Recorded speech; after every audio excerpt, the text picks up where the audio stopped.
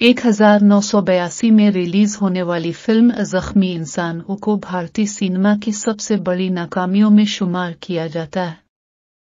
Film की हिदायतकारी दीपक बिल्लाज विजय ने की, जिसमें शक्ति कपूर ने पहली बार बतौर मरकजी हीरो काम किया और उनके साथ रीता भादुरी, अरुणा ईरानी और दीगर ने अदाकारी की।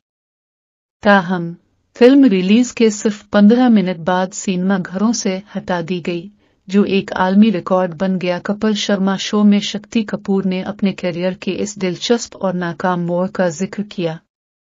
उन्होंने कहा, मैंने सोचा कि अब वक्त आ गया है कि मैं हीरो बनूं और जख्मी इंसान में लीड रोल कबूल कर लिया।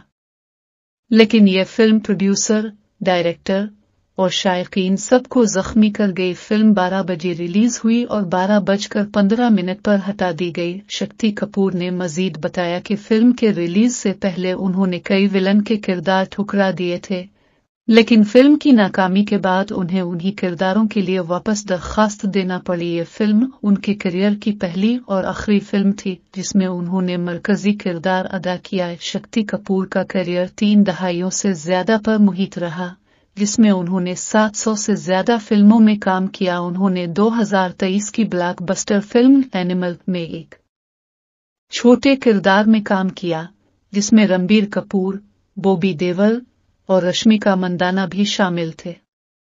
ये फिल्म बॉक्स ऑफिस पर 900 करोड़ रुपए से ज्यादा कमाई करने में कामयाब रही।